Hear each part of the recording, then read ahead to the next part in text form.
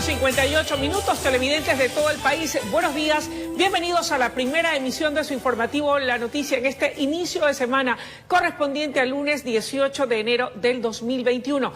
El presidente norteamericano Donald Trump prevé firmar 100 indultos en lo que será su último día de mandato este 20 de enero. Y con esta breve introducción, saludo como cada mañana a José Luis Arévalo. José Luis, buenos días, qué gusto compartir contigo. El gusto es mío, Luisa, el placer para llevarles a todos ustedes lo mejor en información aquí en La Noticia Primera Emisión. Y lo hacemos con una noticia lamentable, escuchen con atención. Un grave accidente de tránsito se registró la noche de este domingo en la vía Balsapamba-Guaranda. Los fallecidos eran parte de una misma familia. Tenemos los detalles. En total, 13 fallecidos de una misma familia dejó un accidente de tránsito registrado este domingo 17 de enero en la carretera El Torneado de la vía Balsapamba-Guaranda, provincia de Bolívar. La tragedia ocurrió aproximadamente a las 9 de la noche mientras la familia viajaba de regreso desde la ciudad de Baños hacia el cantón Naranjal. Se movilizaban en una furgoneta alquilada. Extraoficialmente se conoce que el conductor perdió el control del vehículo en una curva, se salió del carril dando varias vueltas y cayó a través de un abismo hasta la parte baja de la misma carretera. Los fallecidos serían oriundos del cantón Naranjal, provincia del Guayas, y una parte de ellos habría llegado el pasado mes de diciembre desde Estados Unidos para pasar las festividades de Navidad y fin de año. Tenían previsto regresar este martes a dicho país. Los cuerpos fueron retirados del lugar del accidente y serían trasladados hasta la morgue del cantón Babahoyo, provincia de Los Ríos. Informó Celeste Dueñas. Y un furgón se volcó esta madrugada mientras circulaba por la avenida Juan Tancamarengo a la altura de la Ciudadela Urbanor en el norte de Guayaquil. Se presume que el vehículo perdió pista debido a la calzada húmeda por la llovizna registrada a partir de las 3 de la mañana, esto en el norte de la ciudad. El conductor no se encontraba presente en el lugar, por lo que se presume que abandonó el sitio. Y en otro tema, amables televidentes, el debate del Consejo Nacional Electoral reunió a los 16 candidatos a la presidencia de la República en 2 jornadas donde expusieron sus propuestas de gobierno en los más diversos ámbitos y temas como salud, educación, corrupción y otros. Esto bajo un cuestionario de preguntas que fue elaborado por el Comité Nacional de Debates. A continuación les mostramos un recuento de las impresiones de los aspirantes a Carondelet. A este debate sí asistieron todos los candidatos a la presidencia, pues es un requisito del Consejo Nacional Electoral, organismo que impulsó el encuentro. Y en la primera jornada, uno de los temas a tratar fue el empleo y la economía. Hay que bajar determinados impuestos, como el impuesto a la salida de divisas. Hay que aumentar la producción petrolera. Muchos candidatos nos ofrecen bajar los impuestos, cuando de hecho justamente necesitamos financiar el presupuesto. ¿Por qué yo no hablo de bajar los impuestos el primer año? Porque si yo bajo los impuestos recaudo menos e incremento el déficit. ¿Por qué yo no hablo de vender bonos? Porque bonos son deuda, y si vendo bonos incremento la deuda. Es necesario traer bancos medianos de jurisdicciones distintas para que puedan aplicarle la competencia a los bancos locales. Aquí vimos a rostros que estuvieron ausentes en las citas anteriores para exponer sus proyectos. $1.000 a 1 millón de familias la primera semana de nuestro gobierno. Mientras otros perdonaron impuestos, nosotros vamos a dar un salvataje. Idea que fue contrapuesta de inmediato. Otritos andan intentando comprar tu voto ofreciendo $1.000. Yo te voy a dar trabajo, dignidad y créditos. La salud no podía dejarse a un lado, sobre todo porque al próximo gobernante le tocará ejecutar una buena parte del plan de vacunación a nivel nacional contra el COVID-19. Voy a convocar una gran movilización nacional para derrotar a la pandemia. Vamos a cambiar completamente la fracasada estrategia del actual gobierno. Necesitamos potencializar los centros de salud que tenemos en Ecuador. En el ámbito educativo, Lucio Gutiérrez fue contundente al explicar que si no se acaba primero con el mal de la corrupción, no habrá dinero que alcance para poner en marcha los planes. Y por eso actuaré con firmeza con el pan en una mano y el látigo en la otra mano para evitar que se roben el dinero del pueblo ecuatoriano. Jimena Peña optó por destacar su plan digital. Y dotar también a nuestros niños y jóvenes del sistema de educación pública al menos de una tablet. En el segundo día de careo de los presidenciables hubo más confrontaciones. Se empezó hablando del combate a la corrupción. Hablo del Festival de Artes Vivas de Loja, que fue firmado de manera bianual. Son $3 millones, Andrés, que según el examen especial de Contraloría no se justifican. Es un contrato que era a 2 años y por eso aumenta el monto del presupuesto. A diferencia de tu gestión, donde se quiso contratar a una ferretería. Pero lo primero que se necesita es un presidente que no tenga un equipo lleno de grilleteados. Y en el pasado, la plata, ¿dónde está? Para la reconstrucción de Manabí, lo he demostrado. Ahí está el hospital de Pedernales, ahí están las casas de la gente que lo perdió todo. Hay que decir la verdad. Y cuando le pongan la banda presidencial, nadie saldrá de este gobierno hasta que no pruebe que son honestos. Otros, en cambio, hablaron de cambiar la estructura del Estado. Nuestra propuesta es 3 poderes del Estado independientes y autónomos. Agravar las penas es importante, pero también una reforma educativa. Esta reforma educativa que la venimos diciendo para que la vocación determine hombres y mujeres que amen a su patria. Así culminó la etapa de debates. Está en manos de cada ecuatoriano analizar las propuestas para definir quién llegará a la presidencia. Informó Adriana Peralta.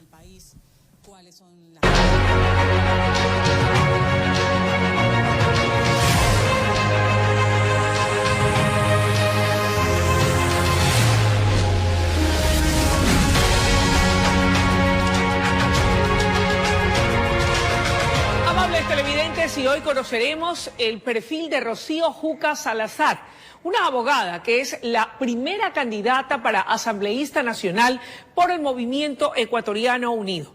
Ella busca promover leyes para ayudar al sector rural con el que se siente identificada. Leyes que permitan fomentar créditos fáciles para nuestros agricultores. Eso es lo que busca la abogada Rocío Juca Salazar, de 45 años, quien se define como una mujer de la ruralidad y ahora candidata a la Asamblea Nacional por el Movimiento Ecuatoriano Unido Lista 4. Quiere crear un ambiente normativo en el que sí se regresen los ojos al campo. En la Constitución del 98 iniciamos justamente defendiendo los intereses, los derechos a través de los gobiernos parroquiales. Allí es en donde nació Rocío Juca como vicepresidenta, como presidenta del gobierno parroquial de San Joaquín del Cantón Cuenca, provincia de La Suay. Pero su carrera política no quedó ahí. Fue consejera provincial y asambleísta alterna, además fundadora del movimiento que hoy auspicia su candidatura. Señala que este es el momento propicio para dar un salto más grande. Para nosotros es un reto para poder asumir estos roles tan importantes, en mi caso como mujer, como madre, pero por supuesto estamos seguras, convencidas de que también podemos cumplir un papel fundamental que girará en torno a estos ejes de acción. El tema de empleo. Tenemos que reactivar la economía del país, llegar al legislativo y generar una propuesta del cambio de matriz productiva, porque siempre en época de crisis se habla del cambio de matriz productiva, pero ya aterricemos de una vez por todas. Y Rocío dice que sabe cómo hacerlo de llegar a la legislatura, si así lo decide la voluntad popular. Vamos a partir de las grandes potencialidades que tiene cada uno de los sectores, pero desde adentro hacia afuera. ¿Para qué? Para nosotros poder mantener esa matriz productiva sostenible y sustentable en el tiempo y el espacio, y no siempre depender de afuera hacia adentro. Informó Adriana Peralta. En la siguiente nota, veamos qué puntos del país recorrieron algunos de los candidatos a la Asamblea Nacional a medida que nos acercamos a las elecciones generales del mes de febrero. Falta poco para las elecciones legislativas y presidenciales. Quienes encabezan la lista de candidatos a la Asamblea no paran los recorridos. A su vez buscan distintas maneras de llevar sus mensajes a los electores, como lo hizo Andrés Briones del Movimiento Construye, quien estuvo junto a su candidato presidencial Juan Fernando Velasco en Manta. Además participaron en un festival folclórico en aquel punto de Manabí. Mientras que este domingo estuvieron en Pascuales y celebraron el cumpleaños de Velasco. Mauricio Salem de Suma también pasó por Manta y Portoviejo junto con los candidatos por esa provincia. Detallaron sus planes para apoyar a los agricultores, a los emprendedores, el pequeño comerciante y al pescador artesanal. De su lado, Pierina Correa, de Unión por la Esperanza, luego de cumplir agenda en Guayaquil, pasó por Santo Domingo de los Áchilas promoviendo sus planes de trabajo que ejecutaría de llegar a la asamblea. Su jornada inició con un ciclopaseo para después acudir a la calle San Miguel para conversar con los comerciantes de un mercado local. Asimismo, inauguró una nueva sede del partido, informó Adriana Peralta. Seguidores de algunos candidatos a la presidencia se aglomeraron en los exteriores del lugar donde se realizó el debate presidencial este último fin de semana. A la vez se reportó un intenso tráfico y las autoridades tuvieron que dispersar a las personas. Caravanas y aglomeraciones se registraron en la Avenida de las Américas, al norte de Guayaquil, este fin de semana, debido a las 2 jornadas de debates presidenciales, rumbo a los comicios del 7 de febrero. Eran los simpatizantes de distintos presidenciables quienes llegaron puntuales para respaldar a sus candidatos. Algunos de los aspirantes a Carondelet se dieron tiempo para responder inquietudes de la prensa antes de ingresar al sitio donde se desarrolló el evento. Estoy muy contenta de que la ciudadanía tenga la posibilidad de escuchar a todos los candidatos y en base a propuestas decidir en febrero. Vamos a romper todo este esquema que está carcomiéndole al país y bueno, un mensaje de esperanza, vamos por la vida. Cuando uno recorre el país y conoce la realidad de los ecuatorianos, siempre estaremos preparados para transformar al Ecuador diciendo la verdad. Coincidieron en la importancia de generar espacios de debate para que los ecuatorianos puedan ejercer un voto informados. El diálogo, el intercambio de ideas es positivo y obviamente preparados para también mostrarle al Ecuador que nosotros tenemos una propuesta distinta. Desarrollo con justicia social. El país merece desarrollarse. Ya basta de politiqueros. En este punto de la ciudad hubo un intenso congestionamiento vehicular. Los agentes de la Autoridad de Tránsito Municipal, en conjunto con la Policía Nacional, trabajaron para dispersar a la gente y evitar desmanes, informó Adriana Peralta. En Guayaquil se realizó el primer simulacro de las elecciones generales del año 2021. Esto como parte de la planificación electoral para afinar detalles y protocolos que se desarrollarán el próximo 7 de febrero, día de los comicios. El simulacro inició con el ingreso de los miembros de las juntas receptoras del voto al recinto electoral de la Universidad Laica Vicente Rocafuerte. Ellos fueron escoltados por militares y las mesas fueron desinfectadas con alcohol. Cada miembro recibió equipos de bioseguridad, como mascarillas y visores. Durante el acto de bienvenida, las autoridades del Consejo Nacional Electoral resaltaron la importancia de este desafío. Hemos diversificado la publicación de resultados en aplicativos vía streaming para que la ciudadanía pueda acceder en tiempo real la información de los comicios del 7 de febrero. Se explicó que el aforo y el distanciamiento social serán controlados. Las personas con discapacidad de la tercera edad y mujeres embarazadas tendrán prioridad y, de ser necesario, serán asistidos. Los electores deberán retirarse la mascarilla por breves segundos para corroborar la identidad de sus documentos. La obligación de que todos los miembros de juntas receptoras de voto tienen que portar mascarilla. Se ha determinado que pasado cierto tiempo, 3 horas, ellos tengan que cambiarse la mascarilla. Pero obviamente también va a estar a disponibilidad de los electores la posibilidad de que el alcohol también lo puedan utilizar. En el simulacro también se estableció los parámetros para el cierre de las urnas y la digitalización de las actas. Ahora se pondrá a prueba el conteo rápido, que es una innovación, el aplicativo en el celular para que la ciudadanía mire a minuto la transmisión de los resultados.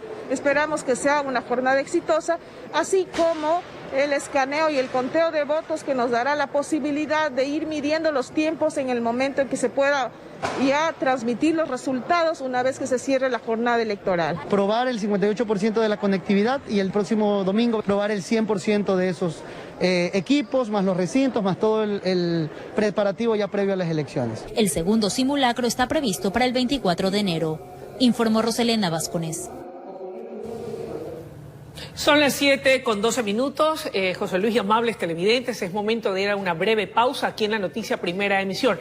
Pero sigan en nuestra sintonía, pues cuando volvamos les tendremos detalles de un ciudadano extranjero que fue retenido por ser acusado por una pareja de haberse sustraído $10.000 junto a una agencia bancaria en el sur de la ciudad de Guayaquil. Todo esto y mucho más cuando volvamos.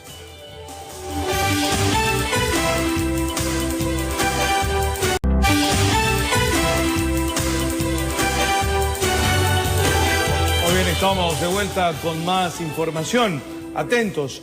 Un hombre extranjero fue aprehendido tras ser acusado de robar $10.000 a una pareja que acababa de retirar dicha cantidad de dinero en una agencia bancaria, esto en el sur de la ciudad de Guayaquil. Veamos.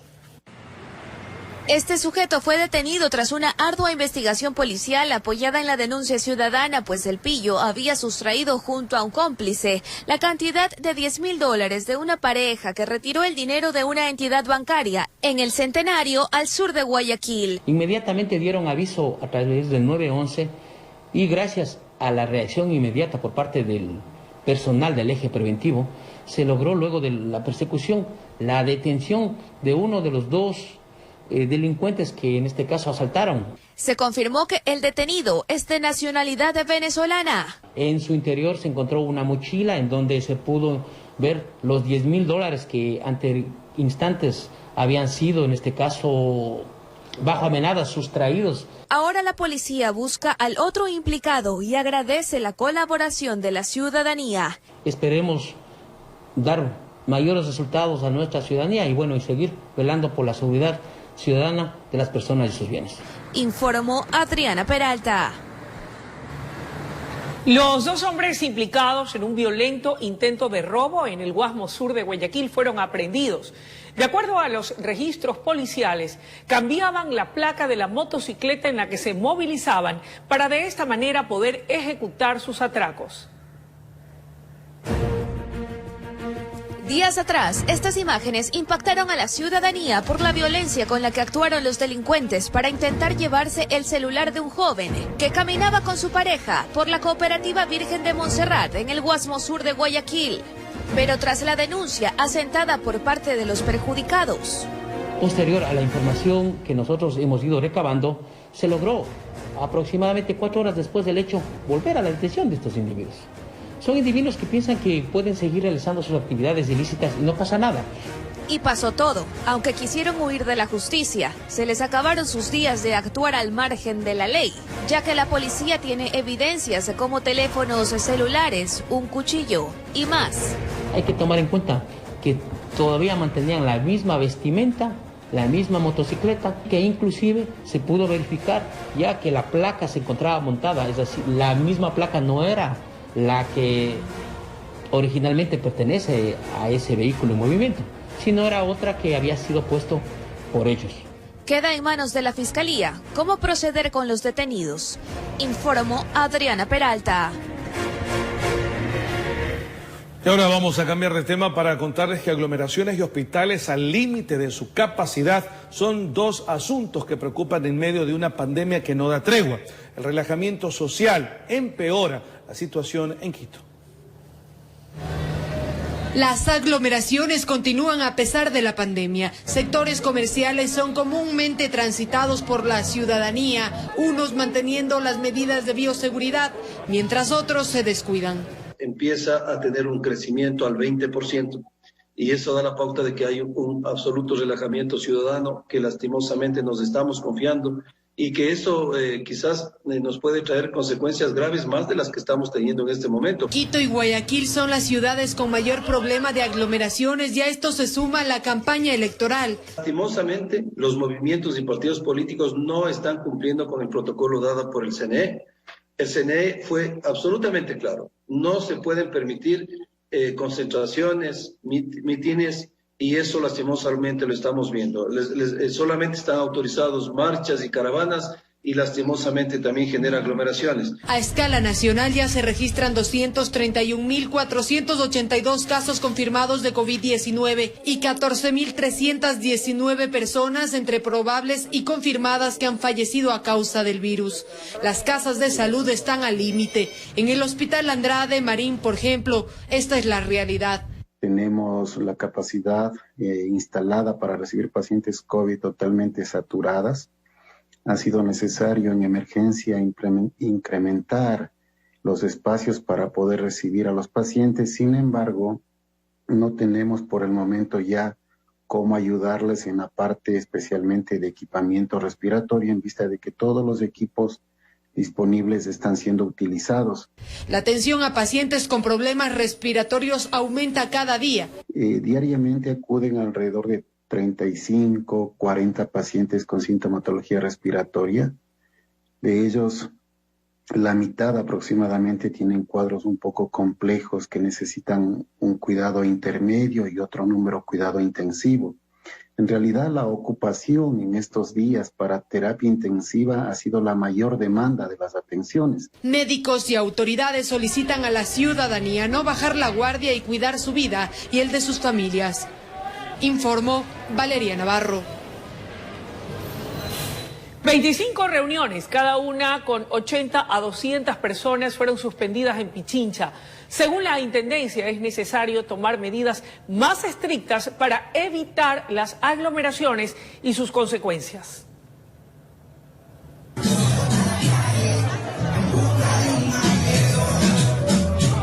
Cerca de 200 personas se encontraban bailando y bebiendo en una discoteca ubicada en el sector de la Mariscal al centro norte de Quito. La mayoría no portaba mascarilla ni se respetaba el distanciamiento social. Inclusive el día de ayer, la persona que organizó el evento en la Mariscal está detenida. Se ha puesto esta persona a órdenes de autoridad competente, pero aún así los ciudadanos siguen realizando estos eventos. El delito por el cual fue detenido es atentado a la salud pública. Además que en la capital desde marzo de 2020 está prohibido el funcionamiento de bares y discotecas. Tratamos de prevenir este tipo de situaciones cuando tenemos conocimiento que los ciudadanos están organizando estas fiestas en lugares públicos o cobrando entradas por hacer estas reuniones. Los llamamos y les pedimos que suspendan. A pesar de estas llamadas, los ciudadanos no suspenden los eventos y tenemos que suspender con la fuerza pública estas aglomeraciones en espacios que están sujetos a nuestro control. En total fueron 25 las reuniones suspendidas en Pichincha. Luego, cuando suspendemos los eventos, se molesta la ciudadanía, se molestan por suspender estos eventos. Tuvimos lo mismo en Rumiñahui y en Sangolquí, un evento con 60 personas también en un espacio bastante reducido. En Machachi otro evento en la Bilotaxi al sur de Quito. Tuvimos en Quitumbe un evento con 100 personas también. El domingo se suspendió una pelea de gallos con 200 personas y un evento en el Parque La Carolina. Pero no hay una sanción que esté establecida para un evento, por ejemplo, clandestino. Suspenderlo es la única sanción que puede existir. Entonces sí, hemos hecho esta petición a los miembros del COE Nacional para que haya sanciones mucho más estrictas en ese sentido. Nosotros nos cuidamos solos. Toda la pandemia nos cuidamos solos. Los controles continúan para evitar que incremente el número de contagios de COVID-19 en el país. Informó Valeria Navarro. Y las canchas deportivas que operaban de manera clandestina en el sur de Quito fueron clausuradas por las autoridades. En el operativo se encontró aglomeración de personas quienes estaban en el interior de los escenarios deportivos. Incumpliendo con todas las normativas de bioseguridad y distanciamiento social, fueron encontrados alrededor de 100 personas entre deportistas y espectadores en el interior de un coliseo de Coaboli ubicado al sur de Quito. En un operativo en conjunto entre la Intendencia de Policía de Pichincha, la Agencia Metropolitana de Control y demás autoridades, se evidenció que el establecimiento deportivo incumplía con las disposiciones del COE Nacional de prohibir la realización de eventos deportivos con la presencia de público. A su vez, las autoridades municipales constataron que un local comercial que se encontraba en el interior de dicho coliseo no contaba con los permisos necesarios para su actividad económica, además de que se evidenció la venta de bebidas de moderación en exceso. Luego del desalojo pertinente y la advertencia a la ciudadanía de que este tipo de actividades ponen en riesgo su vida y la de sus allegados, las autoridades correspondientes procedieron a la clausura del lugar. Informó Mauricio Sánchez. Los candidatos Giovanni Andrade de Movimiento Unión Ecuatoriana y Andrés Arauz de Centro Democrático detallaron sus propuestas de campaña en nuestro programa Puntos de Vista. A continuación, un resumen de los planes de trabajo que pretenden concretar en caso de alcanzar la presidencia de la República. El presidenciable por Centro Democrático Lista 1, Andrés Arauz, indicó que en caso de llegar a Carondelet, recuperará la institucionalidad del Ecuador, respetando la independencia de los poderes del Estado. Lo que más necesitamos en el Ecuador es una verdadera independencia judicial. Para eso acudiremos al relator especial de independencia judicial de las Naciones Unidas para que nos apoye y avale un proceso de verdadera independencia judicial, de independencia de las funciones del Estado. Pero ojo, aquí hay que rendir cuentas a todo el pueblo ecuatoriano sin esas absurdas autarquías que lo único que hacen es generar superpoderes sin rendir cuentas a la democracia y al pueblo ecuatoriano. No descarta convocar a una asamblea constituyente. Necesitamos un proceso restituyente en donde el soberano, que es el pueblo ecuatoriano, recupere el control de las instituciones. ¿De qué manera? Hay varias opciones. Una puede ser un pronunciamiento popular, una segunda de reformas o enmiendas constitucionales y una tercera, que no descartamos, una nueva asamblea constituyente que ratifique la Constitución de Montecristi, pero establezca un régimen de transición que permita recuperar la institucionalidad que fue desbaratada por el trujillato. En nuestro espacio Puntos de Vista, el candidato presidencial por Movimiento Unión Ecuatoriana, Giovanni Andrade, resaltó su propuesta de reactivación económica. Necesitamos primeramente quitar los impuestos que anulan el emprendimiento. Nosotros vamos a darles créditos a bajos intereses, vamos a traer la banca en el Ecuador, que puede bajar esas tasas de intereses. Y además de eso vamos a dar un respaldo financiero a través de las bolsas de valores en todo el mundo, donde el emprendedor puede estar en esas bolsas. Así vamos a combatir nosotros la falta de recursos. También se refirió a las gestiones que plantea concretar para evitar la propagación del virus. Necesitamos vacunar a todo ecuatoriano que quiera vacunarse. Y por eso, en mi gobierno, el primer día haremos la contratación. ¿De dónde sacaremos los dineros? Que no los dicen los otros. Yo sí lo digo, de una venta anticipada del petróleo. Informó Roselena Vascones. 7:30 de la mañana, José Luis y amables televidentes, es momento de ir a una breve pausa, pero al volver estén muy atentos de nuestra señal porque tendremos en vivo la presencia de Giovanni Atariwana, candidato a primera asambleísta nacional por el movimiento Unidad Popular, con quien estaremos abordando sus propuestas de campaña. Ya regresamos.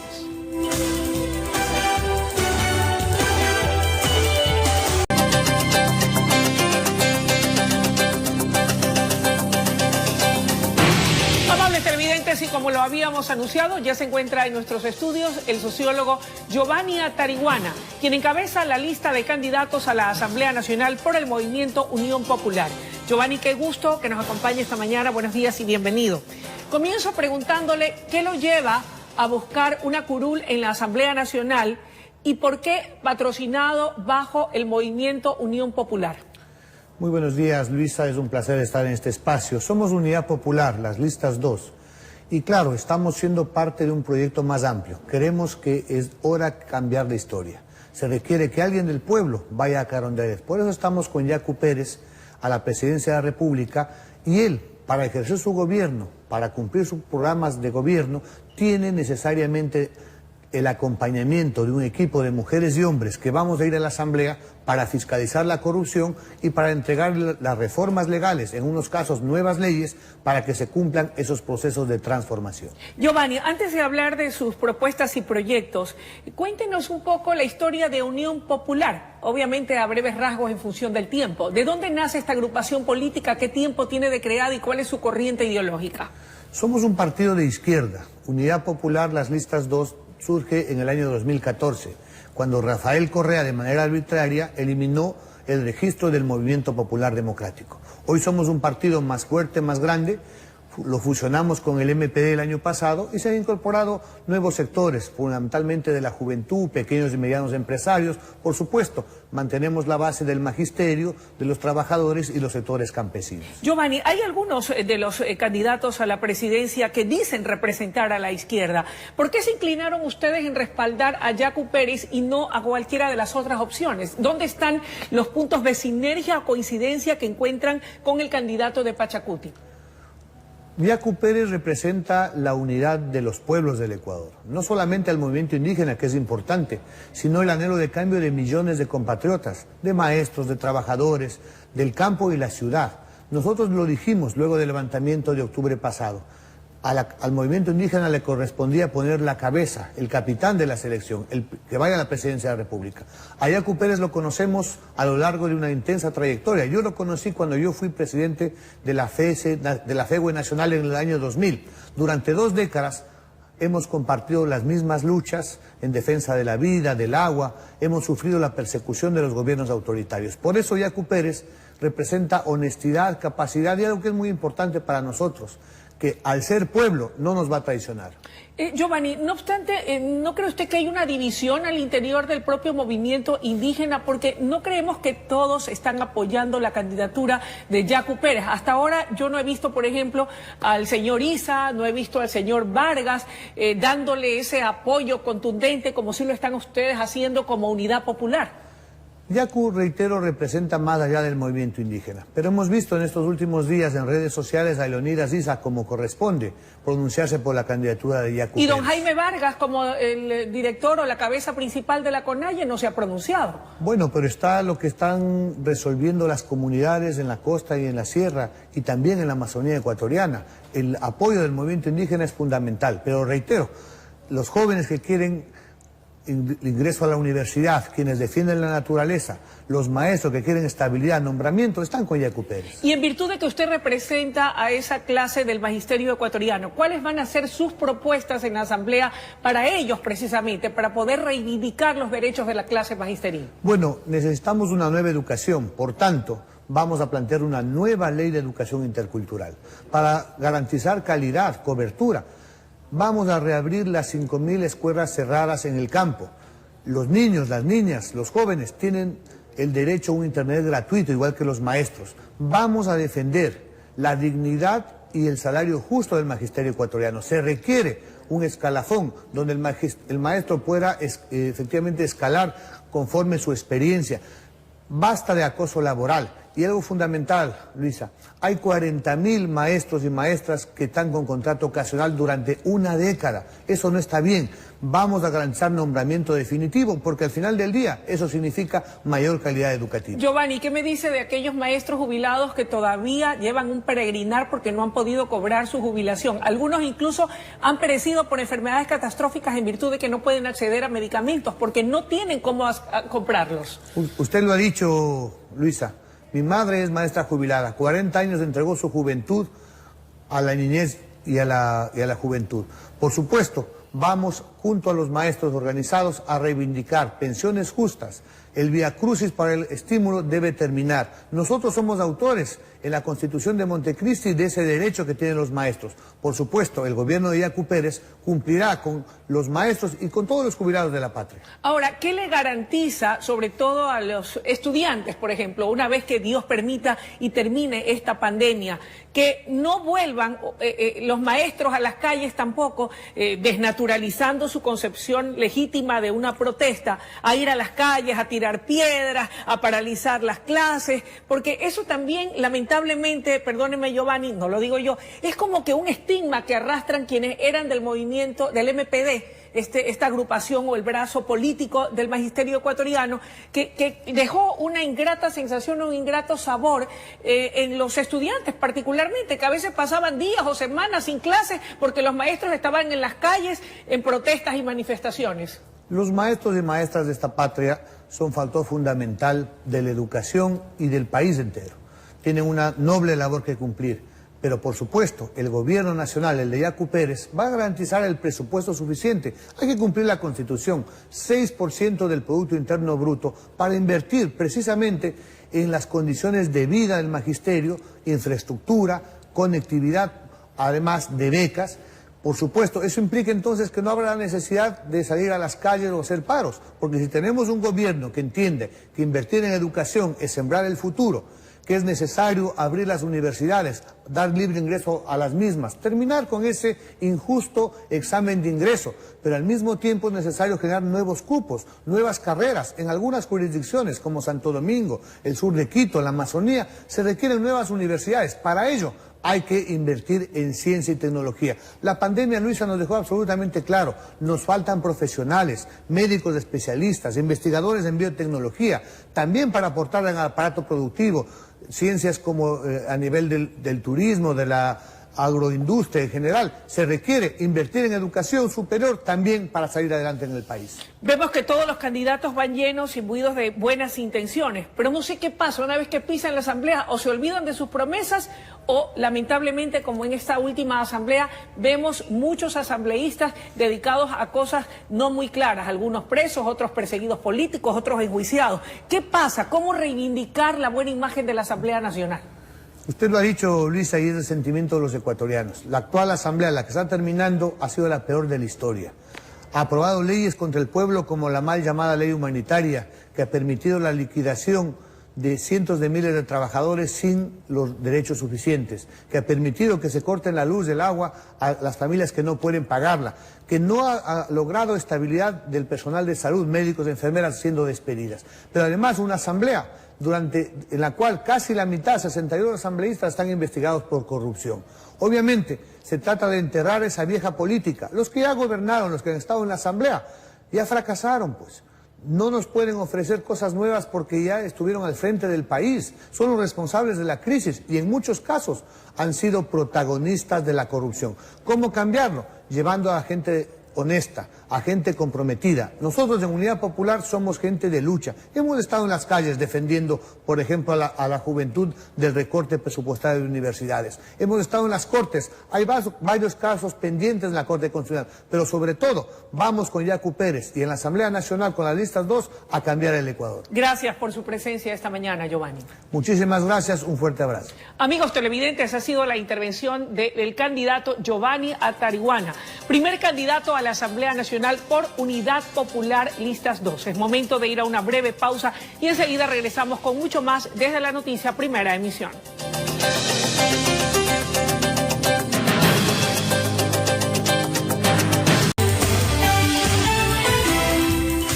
Estamos de vuelta, son las 7:50, amables televidentes, es momento de salir de estudios, mi querida Luisa. Claro que sí, y como cada mañana, José Luis y amables televidentes, tomamos contacto en exteriores con nuestro querido compañero y amigo Jorgito Salazar. Jorge, buenos días, un gusto saludarte. Cuéntanos dónde te encuentras a esta hora de la mañana y qué nos reportas.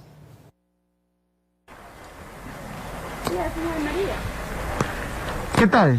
Buenos días con todos, fuerte abrazo. Bueno, este lunes yo lo empiezo en la cooperativa Renacer de Dios, en el noroeste de Guayaquil, como referencia frente al colegio Réplica Simón Bolívar, ingresando por el sector denominado Las Iguanas. Por acá la mayoría de las calles están parcialmente inundadas, al igual que los domicilios, pues el agua ha ingresado a las viviendas. Esto debido a las lluvias registradas durante este fin de semana. Estas imágenes, que ya las hemos visto en otras ocasiones, no dejan de doler, de preocuparnos.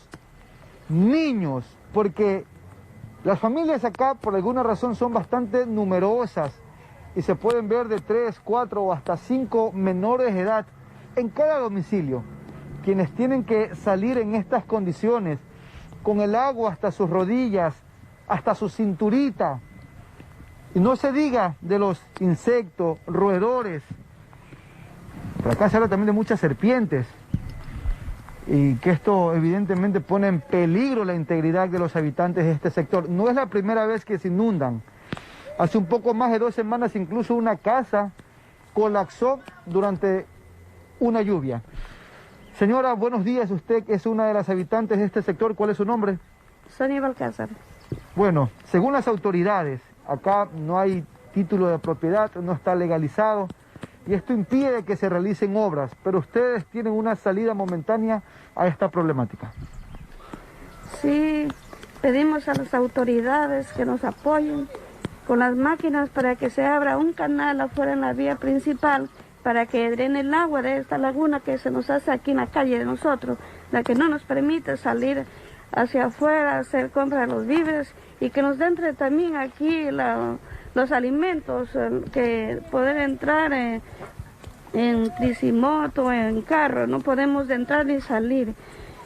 Ya nos enfermamos por estar saliendo así en estas aguas en tempranas horas del día y muy tarde de la noche. Listo, muchas gracias. Reiteramos, se trata de la cooperativa Renacer de Dios. Acá se habla también de ciertos criaderos de patos y se han originado una especie de laguna. Hace unas semanas una niña casi pierde la vida en estas circunstancias.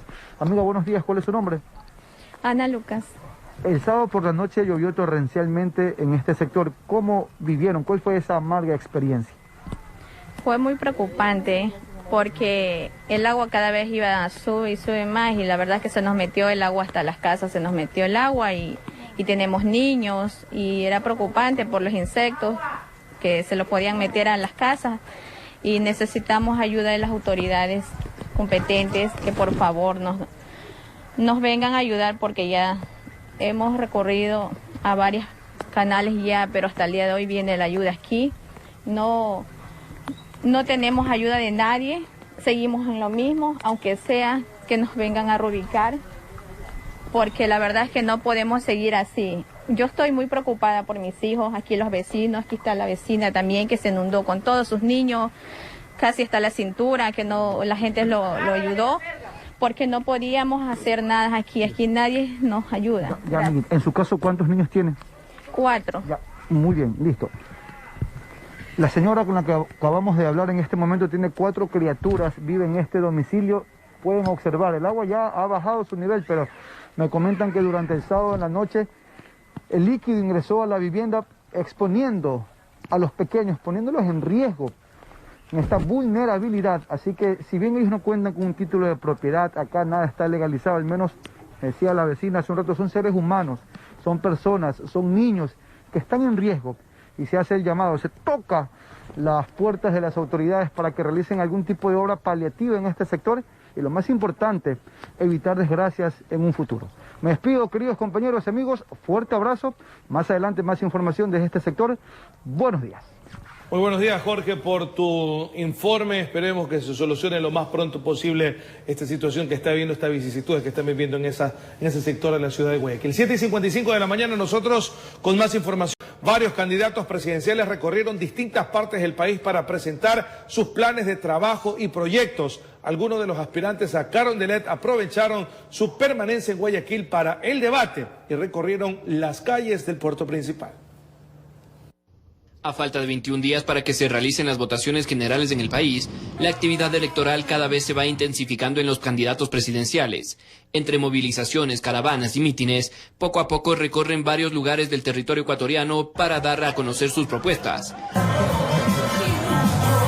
Los presidenciables Andrés Arauz y Lucio Gutiérrez aprovecharon su permanencia en la Perla del Pacífico por la participación en el debate organizado por el CNE para recorrer las calles de Guayaquil. El líder del Centro Democrático estuvo acompañado de varios candidatos a la Asamblea por su partido y en caravana saludó a los habitantes del suburbio de la urbe, mientras que el candidato Lucio Gutiérrez, acompañado de sus simpatizantes, caminó por las calles del centro guayaquileño.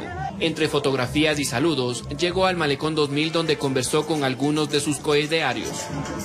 La máxima figura del movimiento Avanza, Isidro Romero, visitó varias comunidades de la Tacunga en el centro del país. Allí tuvo un acercamiento con líderes comunitarios quienes le entregaron varios objetos representativos de las comunidades indígenas y lo comprometieron para priorizar al sector agricultor en su mandato. Yo quiero al agro, quiero a los agricultores, quiero a los campesinos y eso es lo que voy a luchar por ellos. Otros candidatos también recibieron el apoyo de sus seguidores, como es el caso de Jimena Peña, que recibió el respaldo de un grupo de migrantes en Nueva York, mismos que pegaron flyers y recorrieron las calles de Queens en la Gran Manzana. Informó Mauricio Sánchez. 8 de la mañana, aquí llegamos al punto final de la noticia primera emisión. ¿Pero qué es lo que viene, José Luis? Ya viene la noticia en la comunidad junto a Mayra Montaño, el tío Hugo Gavilanes y por supuesto después también nos acompaña Rosalena Vázquez. Seguimos con más información.